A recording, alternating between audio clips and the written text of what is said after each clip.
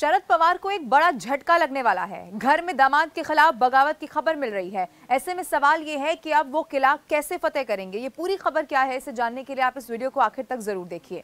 देखिए, लोकसभा चुनाव में मिली शानदार जीत के बाद वयोवृद्ध नेता शरद पवार और उनकी जो पार्टी है वो कुछ ज्यादा ही एक्साइटेड है और इसी उत्साह में पार्टी दूसरे दलों से थोक भाव में नेताओं को अपनी पार्टी में एंट्री भी करवा रही है। इसी क्रम में हुआ ये कि शुक्रवार को बारामती क्षेत्र के कागज से समरजीत सिंह घाटगे और इंदापुर से हर्षवर्धन पाटिल शरद पवार की मौजूदगी में पार्टी में शामिल हो गए। लेकिन इन नेताओं की एंट्री से एनसीपी शरद पवार गुट के स्थानीय नेता नाराज हो गए हैं। दरअसल पार्टी में हर्षवर्धन पाटिल की एंट्री के वक्त शरद पवार ने उनका परिचय बारामती के दामाद के तौर पर करवा दिया, लेकिन अब बारामती के इस दामाद के खिलाफ बगावत का पहला संकेत मिल गया है। दरअसल इंदापुर में एनसीपी शरद पवार गुट के कार्यकर्ता हर्षवर्धन पाटिल की पार्टी में एंट्री से बेहद नाराज हो गए हैं और इसी से नाराज होकर इन कार्यकर्ताओं ने परिवर्तन बैठक का आयोजन कर दिया है। इसमें काफी भीड़ भी यहां पर जुटी थी, बड़ी तादाद में लोग शामिल हुए और पार्टी के स्थानीय नेता अप्पा साहेब जगदाले ने कहा है कि कार्यकर्ताओं ने हर्षवर्धन पाटिल के खिलाफ निर्दलीय उम्मीदवार उतारने तक की बात कह दी, यानी कि इतने ज्यादा वो नाराज दिखाई दे रहे हैं। अब पवार के खिलाफ क्या ये परिवर्तन बैठक यहाँ पर हुई, इसको लेकर लगातार जो है सवाल अब उठने लगे हैं। उनका कहना यह है कि जनता की भावनाओं को नेताओं तक पहुंचाने के लिए इस परिवर्तन बैठक का आयोजन किया गया था।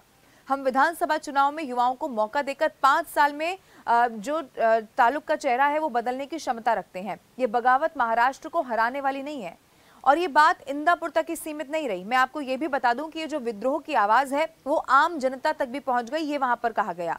और उन्होंने आगे ये कहा कि हमारी आवाज को कोई नहीं रोक सकता।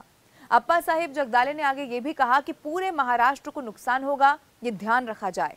इंदापुर निर्वाचन क्षेत्र से सोनाई परिवार के मुखिया दशरथ माने ने कड़ी टक्कर यहां पर दी है। अब दशरथ माने इस निर्वाचन क्षेत्र से चुनाव लड़ने के इच्छुक हैं।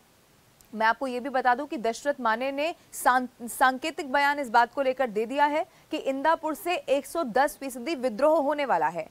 उन्होंने ये भी कहा कि ये बहुत बड़ा विद्रोह होगा, हम स्वतंत्र होकर 100 नहीं 110% लड़ेंगे। अब दशरथ माने ने मतदाताओं से वादा भी कर दिया है कि अगर हमने फॉर्म नहीं लिया तो हम जेल में बैठेंगे, लेकिन आप हमें अपना वोट जरूर दें। और इसीलिए जब दामाद कहकर उन्हें इंट्रोड्यूस कराया गया तो अब माना ही जा रहा है कि ये जो परिवर्तन बैठक हुई है कहीं इससे शरद पवार को बड़ा झटका तो नहीं लग जाएगा। अब चूंकि चुनाव बहुत करीब है, ऐसे में ये जो सिनेरियो यहाँ पर बनता हुआ दिखाई दे रहा है वो महाराष्ट्र की राजनीति को कैसे बदल कर रख देगा, ये जरूर देखना होगा। और कितना असर यहाँ पर ये बगावत के जो सुर दिखाई दे रहे हैं वो डालने वाली है, ये भी देखना होगा। इस पर नजर न्यूज़ 18 इंडिया की बनी रहेगी। ये वीडियो आपको कैसा लगा आप कमेंट करके जरूर बताएं और हमारे साथ जुड़े रहने के लिए न्यूज़ 18 इंडिया का यूट्यूब चैनल जरूर सब्सक्राइब करें।